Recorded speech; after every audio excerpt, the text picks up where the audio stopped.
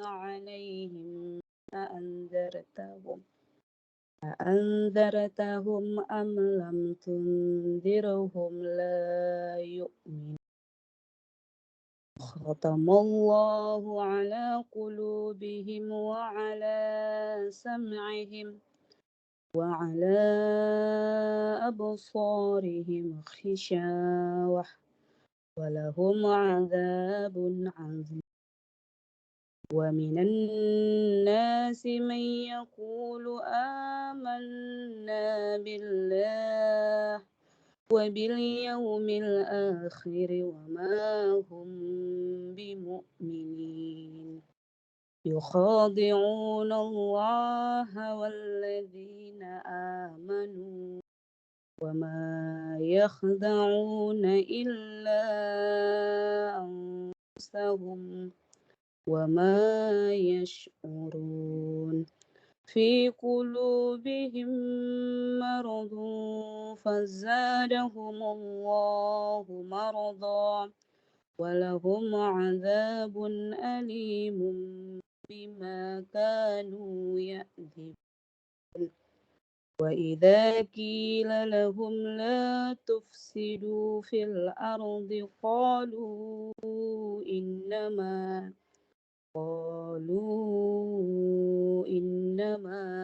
نحن مصلحون الحمد لله رب العالمين. Syukron pada Miss Malinda yang telah membacakan ayat-ayat suci Al-Quran kepada kita semua. Mudah-mudahan apa yang dibacakan kita bisa terhindar dari apa sebagian dari pesan-pesan ayat-ayat tersebut. Baik, kita lanjut kepada narasumber kita pada hari ini, kepada Ustadz Bunaya Falyatafaddal masturo ya. Nah, silakan Ustadz.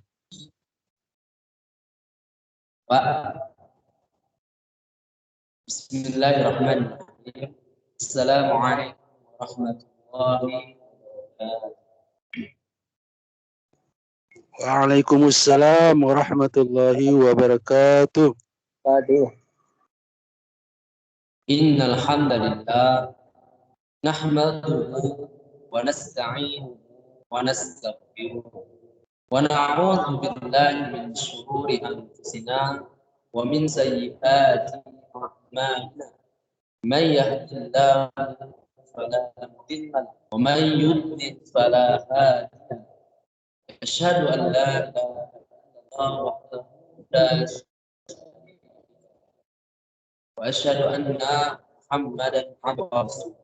Allahumma salli ala Muhammad wa ala ali Muhammad. Qala Allah ta'ala fi Qur'anil Karim. A'udzu billahi minasy syaithanir rajim. Ya ayyuhalladzina amanu taqullaha haqqa tuqatih wa la tamutunna وقال تعالى يا أيها الناس اتقوا ربكم الذي خلقكم من نفس واحدة خلق منها زوجها وبث منهما رجالا كثيرا ونساء واتقوا الله الذي تساءلون به والأرحام إن الله كان عليكم رقيبا وقال تعالى يا أيها الذين آمنوا اتقوا الله وقولوا قولا سديدا يصلح لكم أعمالكم ويغفر لكم ذنوبكم ومن يطع الله ورسوله فقد فاز فوزا عظيما أما بعد اللهم لا سهل إلا ما جعلته سهلا وأنت تجعل الحزن سهلا. Yang saya hormati pada pimpinan Majelis Muhammadiyah, pada sekretaris pimpinan majelis, dan kemudian bendahara, dan kemudian yang saya hormati serta saya muliakan kepada Bapak Kepala Sekolah SMP Muhammadiyah Ahmad Dahlan di Kemupan, serta yang saya muliakan kepada Bapak Ibu sekalian. Puji syukur kepada Allah Subhanahu wa Ta'ala yang menciptakan langit dan bumi dan segala isinya. Kemudian Allah Subhanahu wa Ta'ala mencurahkan berbagai macam nikmat dan karunia-Nya kepada para hambanya. Di antara nikmat Allah Subhanahu wa Ta'ala memberikan kita nikmat kesehatan, kesempatan, dan nikmat umur yang berkah.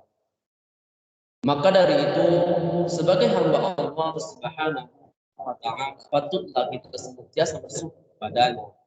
Sebagaimana Allah Subhanahu wa Ta'ala berfirman, "Wa idz ta'adzana rabbukum la in syakartum la azidannakum wa la in kafartum inna 'adzabi lasyadid."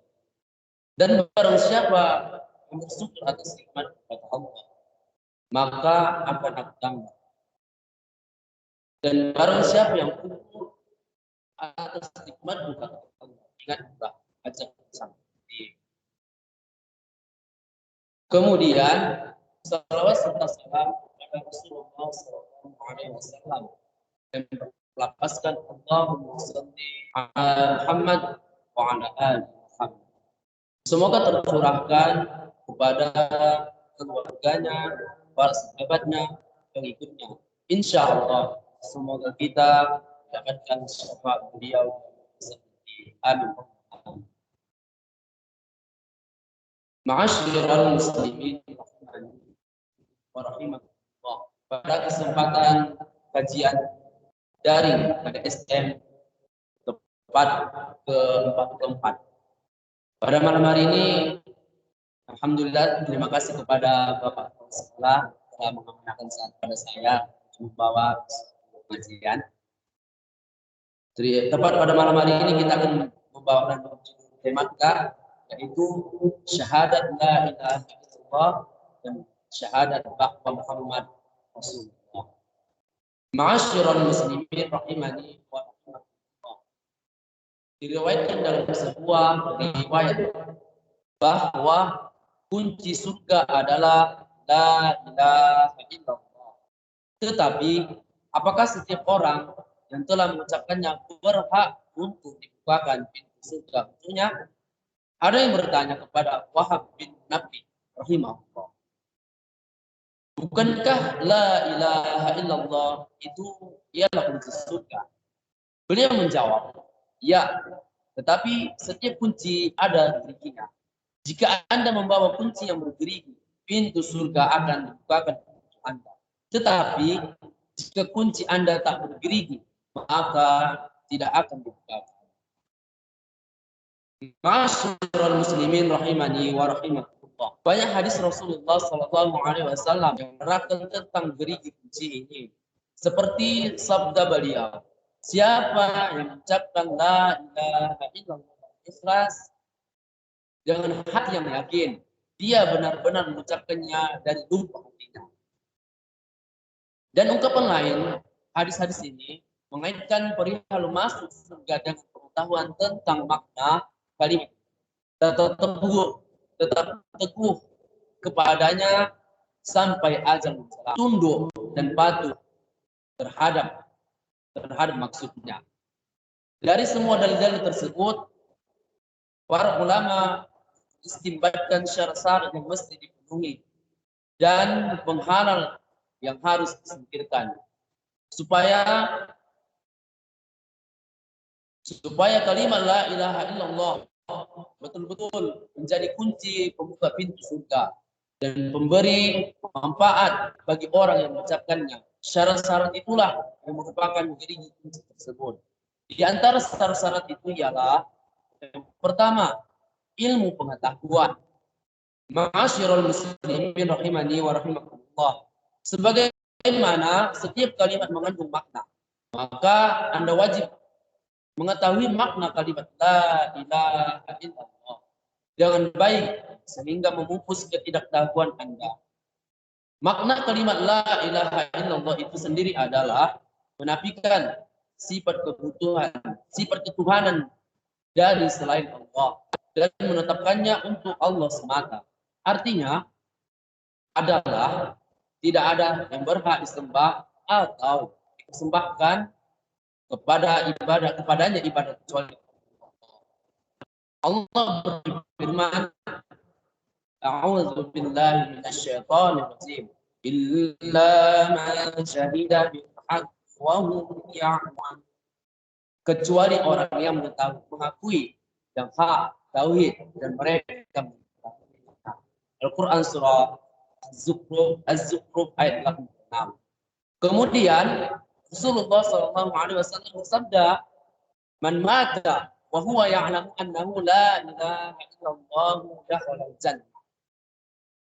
Siapa yang meninggal dunia sementara dia mengetahui bahwa tidak ada Tuhan yang hak kecuali Allah, pasti masuk surga. Diriwayatkan Imam Muslim. Yang kedua, yakin. Ma'asyiral muslimin rahimani wa rahimakumullah.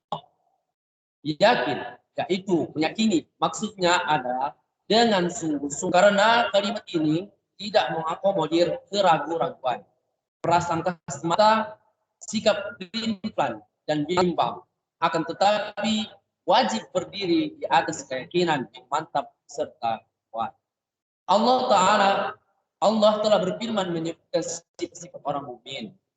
Innamal mu'minuna alladzina amanu billahi wa rasulihi thumma lam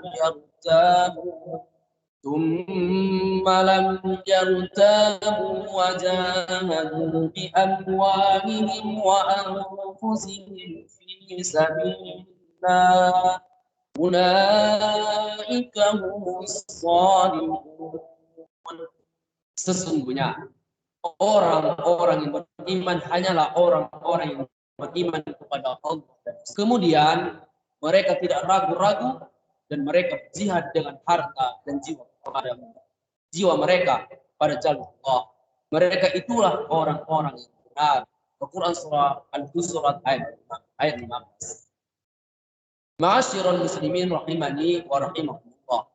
Oleh karena itu, tidak cukup sekadar mengucapkannya saja. Akan tetapi kita harus mengiringi dengan keyakinan hati. Jika tidak terdapat keyakinan tersebut, maka itu merupakan perilaku munafik.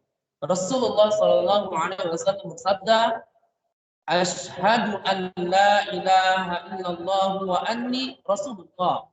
La yalqillaha bihima abadun ghayra syakkin fihima illa dakhala jannah."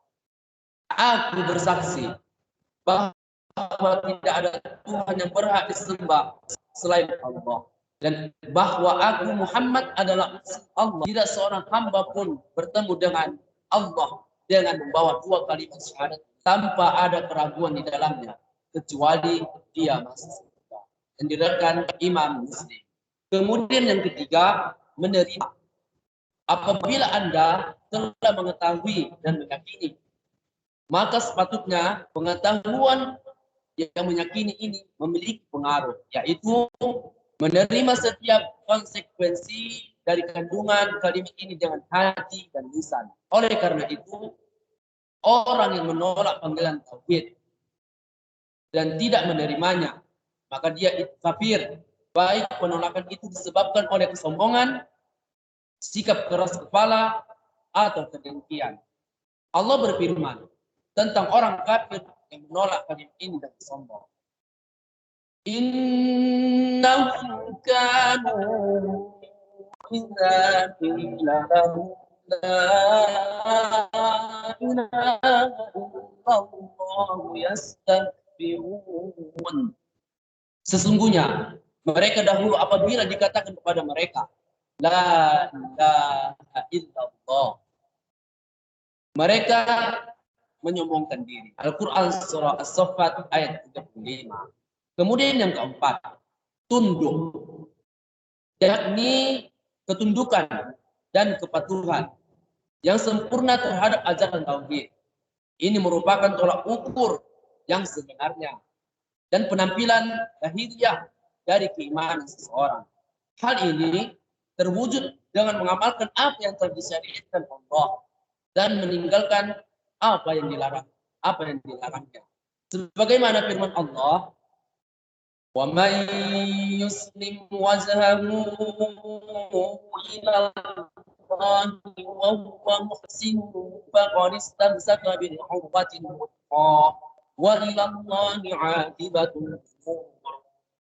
Dan barang siapa yang menyerahkan dirinya kepada Allah, sedang dia orang yang berbuat kebaikan, maka sesungguhnya ia telah berpegang kepada buhul tali yang kokoh, dan hanya kepada Allah lah kesudahan segala usaha. Quran surah Al-Luqman ayat 22. Ma'asyiral muslimin rahimani wa rahimakumullah. Inilah dia bentuk ketaatan yang sempurna.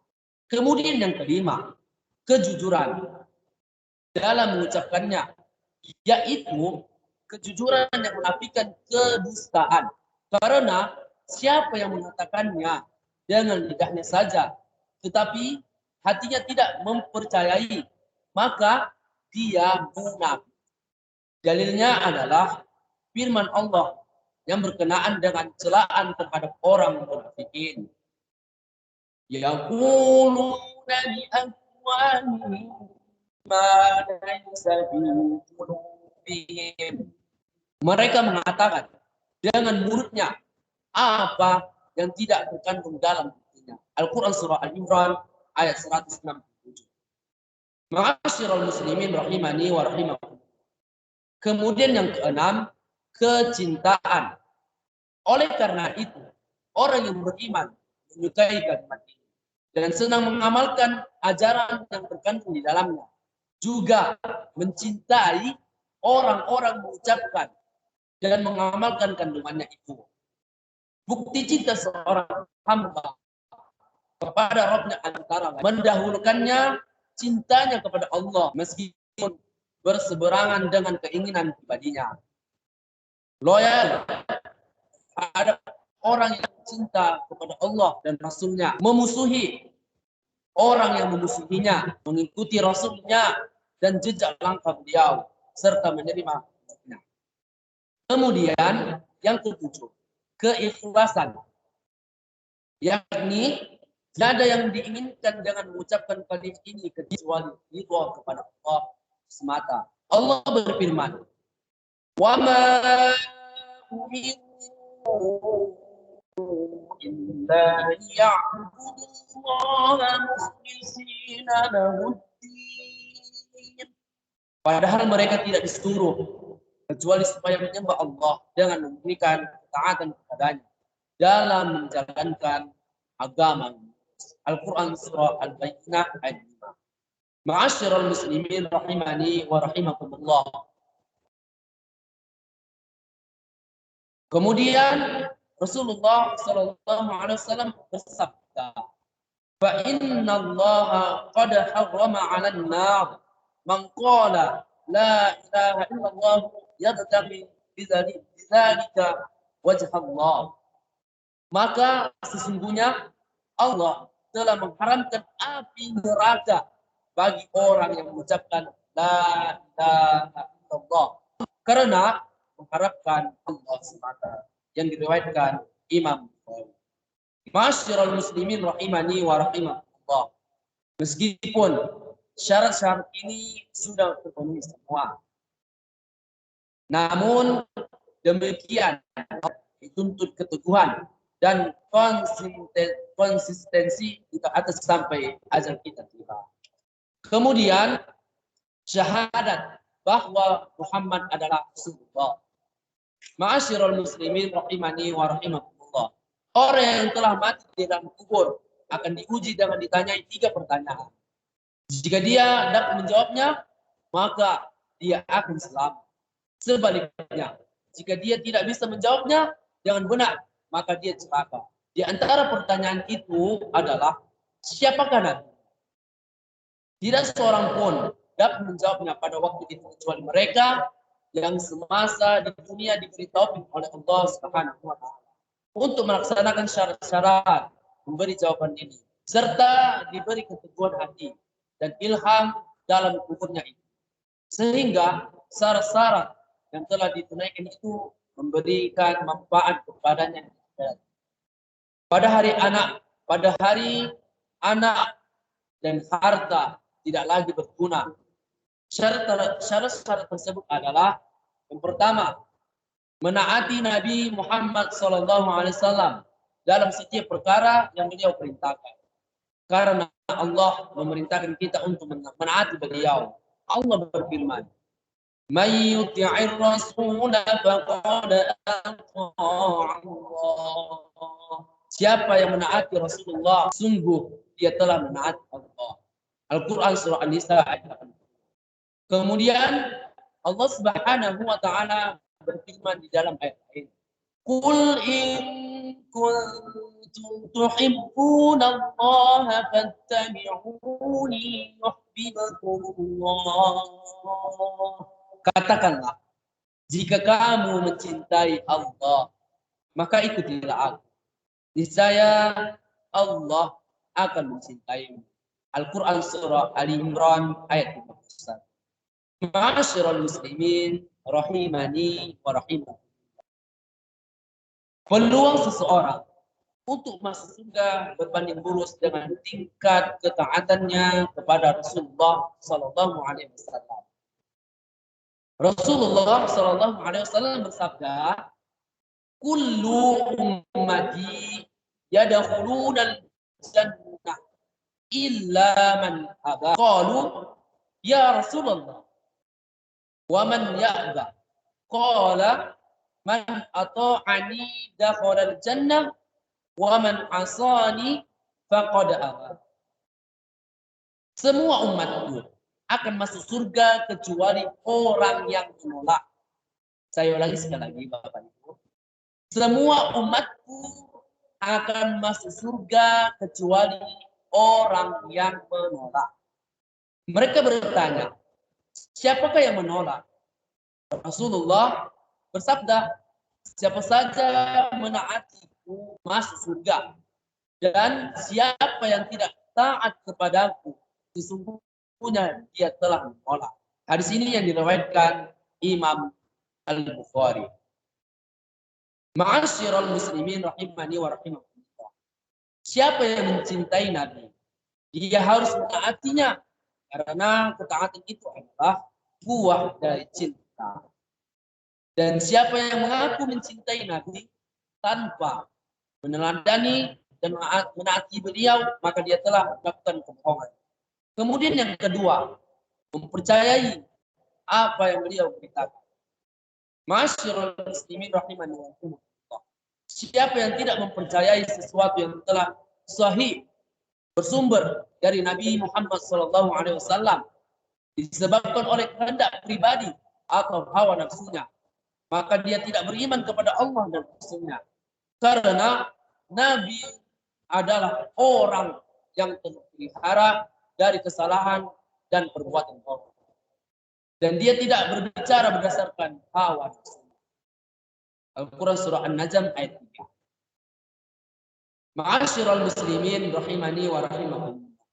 Kemudian yang ketiga, menjauhi apa yang beliau lakukan. Mulai dari dosa yang paling besar, yaitu kita tahu bersama, yaitu syirik. Kemudian dosa-dosa besar dan perbuatan maksiat, hingga dosa-dosa kecil dan segala sesuatu yang makruh. Iman seorang muslim bertambah sesuai dengan tingkat kecintaannya kepada Rasulullah SAW.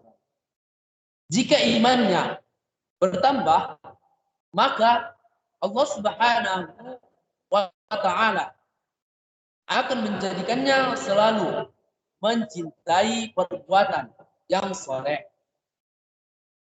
dan membuatnya benci kepada kekufuran, kefasikan, serta kemaksiatan. Kemudian poin yang keempat, tidak beribadah kepada Allah kecuali sesuai dengan apa yang Allah syariatkan melalui perkataan Nabi-Nya. Ma'asyiral muslimin rahimani wa rahimakumullah. Kaidah dalam masalah ibadah adalah bahwa pada prinsipnya ibadah itu terlarang. Oleh karena itu, kita tidak boleh beribadah kepada Allah kecuali berdasarkan petunjuk yang datang dari Rasulullah Sallallahu Alaihi Wasallam. Rasulullah Sallallahu Alaihi Wasallam bersabda, "Man amila amalan laisa alaihi amruna fahuwa." Siapa saja melaksanakan suatu amalan yang tidak ada dasar dari agama kita, maka amal itu ditolak. Artinya tidak diterima. Yang diriwayatkan Imam Muslim. Ma'asyiral muslimin rahimani wa rahimakumullah.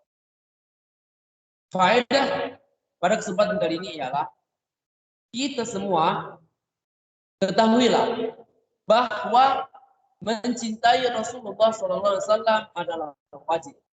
Akan tetapi cinta semata belumlah cukup. Beliau harus lebih Anda cintai, melebihi yang lainnya, termasuk diri kita sendiri. Barang siapa yang mencintai sesuatu, maka dia akan mengutamakannya dan berusaha menirunya. Cinta yang benar dan tercermin pada perilaku-pelakunya.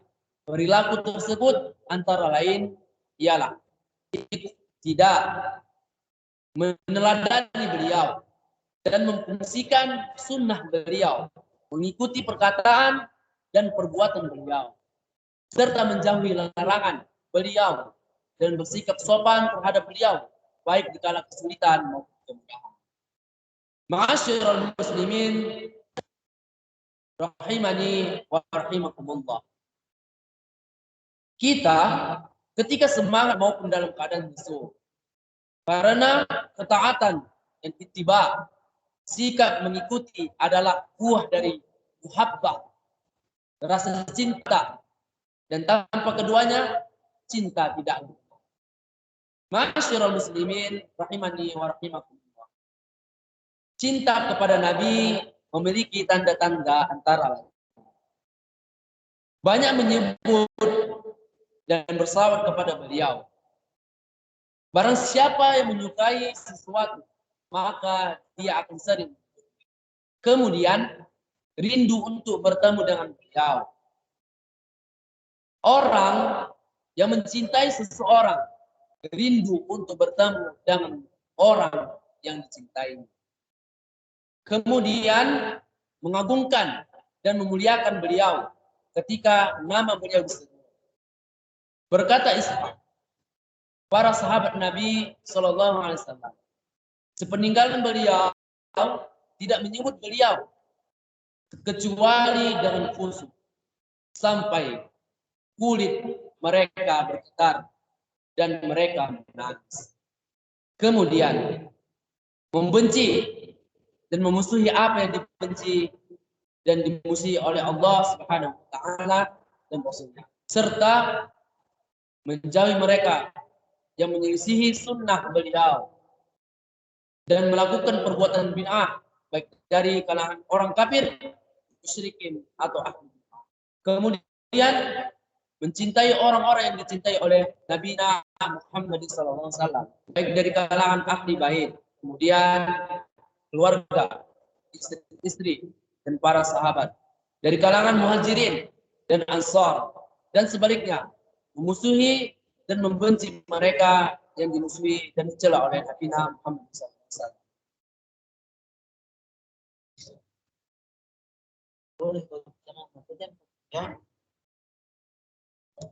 Ma'asyiral muslimin rahimani wa rahimakumullah. Termasuk tanda kecintaan kepada Nabi Muhammad SAW adalah meneladani akhlak karimah beliau, karena beliau adalah manusia yang paling mulia. Bahkan Aisyah berkata, akhlak Rasulullah SAW itu adalah Al-Quran.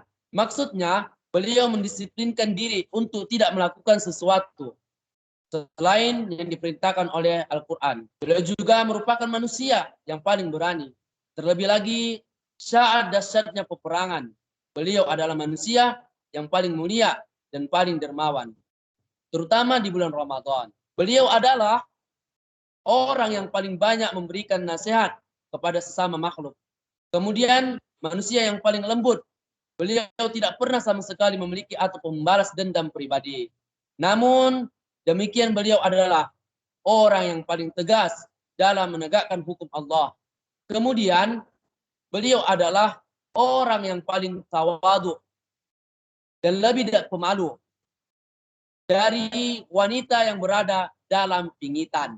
Dan beliau juga orang yang paling baik terhadap keluarga, paling pengasih terhadap makhluk, dan beliau menganjurkan sifat rahmat. Ma'asyiral muslimin rahimani wa rahimakumullah. Semoga Allah Subhanahu wa taala melimpahkan salawat dan salam atas Nabi Muhammadin sallallahu alaihi wasallam, keluarga, istri-istrinya, para sahabatnya, kemudian kita sebagai umatnya dan orang-orang yang mengikuti beliau dalam kebaikan sampai hari kiamat.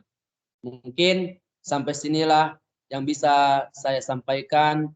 Apabila terdapat kehilapan dan kesalahan, saya mohon ampun kepada Allah dan saya mohon dimaafkan kepada para bapak ibu sekalian.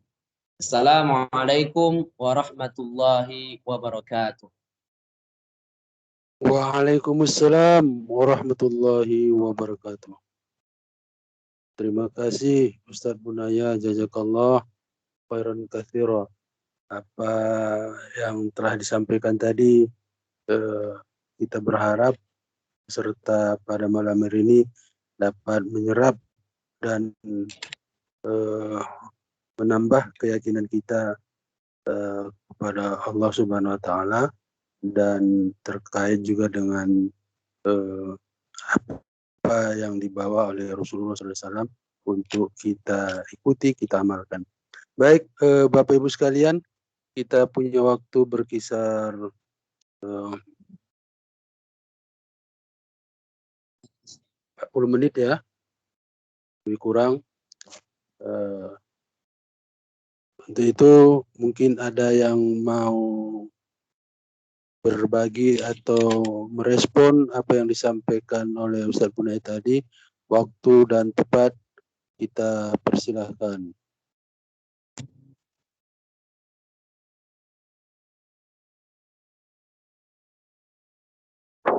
Pak Kholik, ada mungkin? Persilakan. Baik, bismillahirrahmanirrahim. Assalamualaikum warahmatullahi wabarakatuh. Waalaikumsalam warahmatullahi wabarakatuh. Bertanya Ustadz Bunaya. Allah berfirman dalam Quran surat Al-A'raf ayat 7 yang artinya, dan ingatlah Tuhanmu dalam hatimu dengan rendah hati dan rasa takut, dan dengan tidak mengeraskan suara pada waktu pagi dan petang, dan janganlah kamu termasuk orang-orang yang lalai. Jadi Pak Ustadz, kalau berzikir dia kuat-kuat kayak orang-orang yang tahlilan lah, itu bagaimana hukumnya? Coba ulangi Pak Kholik, agak terputus tadi jaringannya. Apa hukumnya kalau kita berzikir itu kuat-kuat? Mungkin kita ketahui tadi kan sudah dijelaskan tadi dalam surah Al-A'raf tersebut. Lebih baik kita berzikirnya dengan tenang. Hukumnya gimana dengannya? Hukum mengeraskan zikir kuat-kuat ya Pak?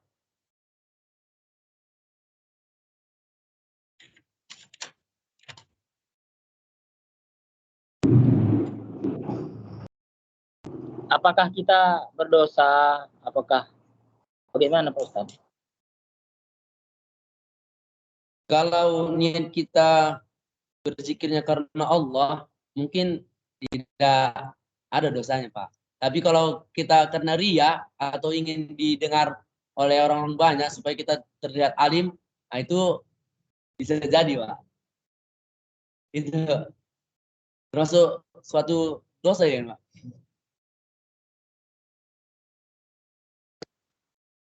Baik, terima kasih Pak Kholik dan Ustadz Bunaya. terkait tadi apakah berdosa atau tidak ya ketika melakukan zikir kuat-kuat. Ya, tadi sudah disampaikan Ustaz Bunaya. Namun mungkin masih dibuka ruang bagi yang lain. Mungkin ada pemahaman-pemahaman atau pengetahuan-pengetahuan terkait apa yang dipertanyakan oleh Pak Kholik. Itu tadi apakah zikir dengan suara keras itu bisa mengakibatkan dosa atau bagaimana? Persilakan Bapak Ibu sekalian mungkin untuk sama-sama kita merespon. Tadi disinggung juga ya terkait dengan niatnya, apakah ingin pamer atau lain sebagainya.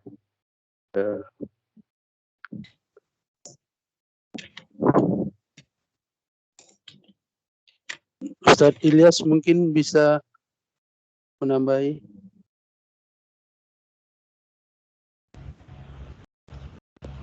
Pas.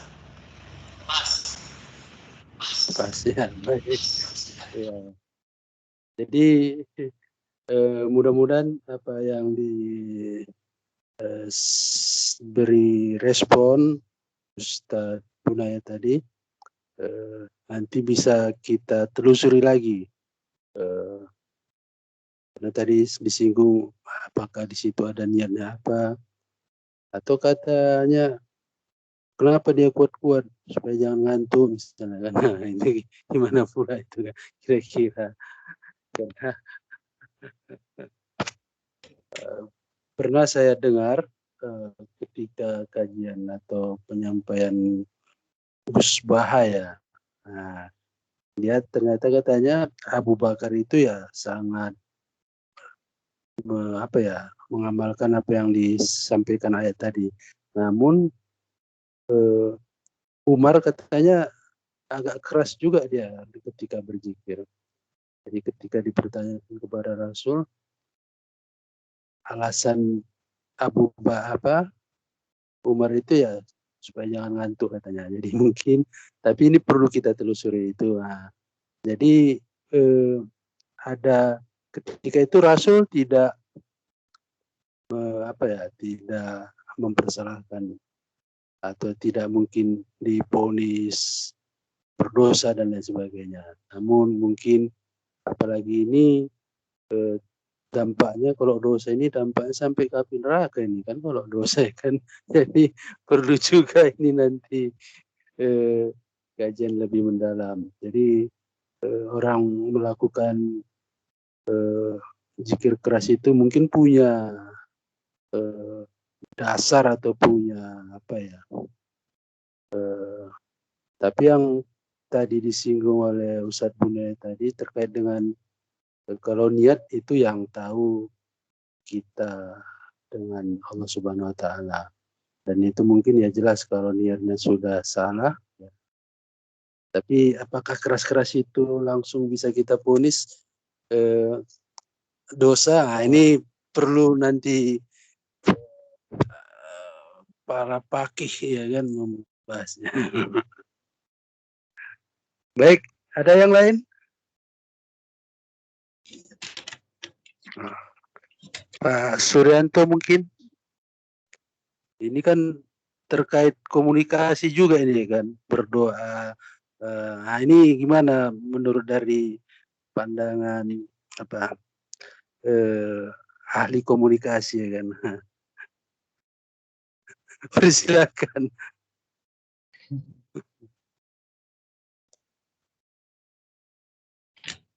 Ya, baik. Assalamualaikum warahmatullahi wabarakatuh. Waalaikumsalam warahmatullahi wabarakatuh.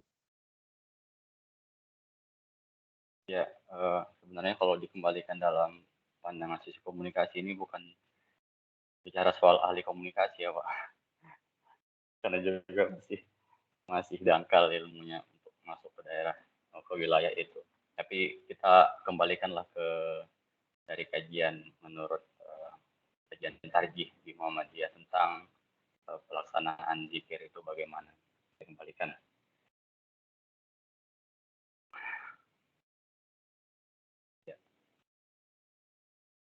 Ya, cukup mungkin menambahi seperti ini, Pak. Berkaitan dengan kajian daring ini gitu. Unik sekali karena pada malam hari ini sudah sampai di edisi yang ke-44. Alhamdulillah, walaupun terhenti dalam beberapa minggu terakhir, biar ini bisa sudah mulai diaktifkan kembali.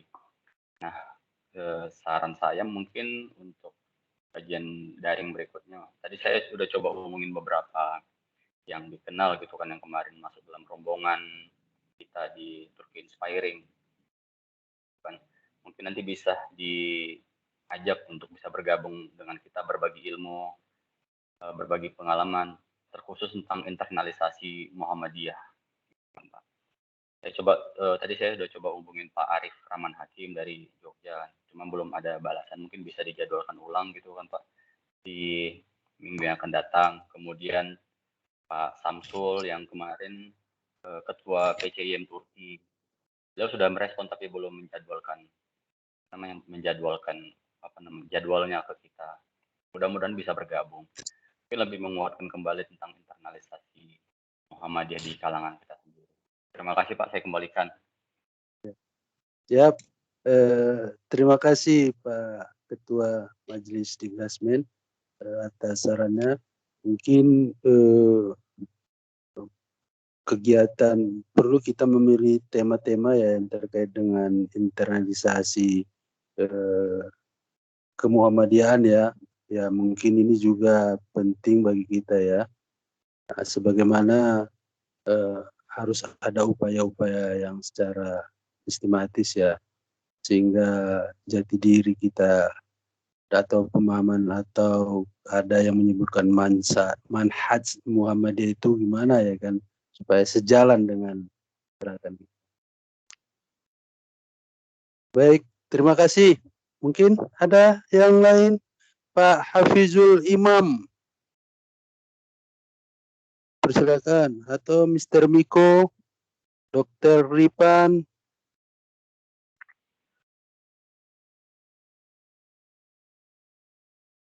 Miss Wendy. Pas Pak. Ya, terima kasih dokter. Pas kilo ya Bang. Ustaz Dias gak jadi berangkat?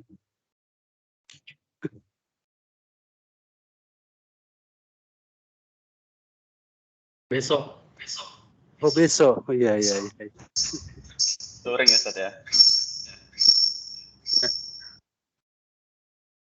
Bu Halimatus Sa'dia, Miss Malinda. Gimana Miss Malinda, ada ini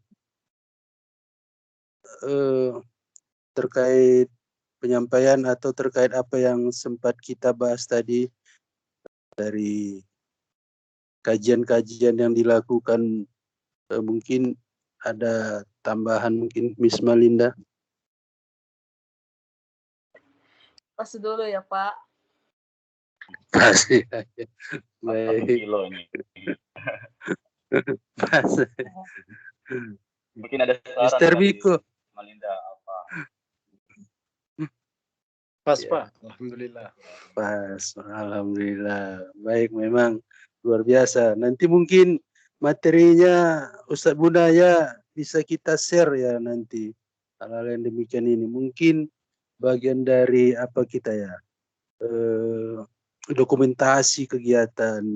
Selain kita rekam, ini kegiatan kita rekam, mudah-mudahan nanti hasilnya baik. Juga mungkin perlu juga kalau ada berkesempatan materi yang disiapkan, nanti kita share juga melalui grup WA atau juga melalui kolom chat di kegiatan daring kita ini.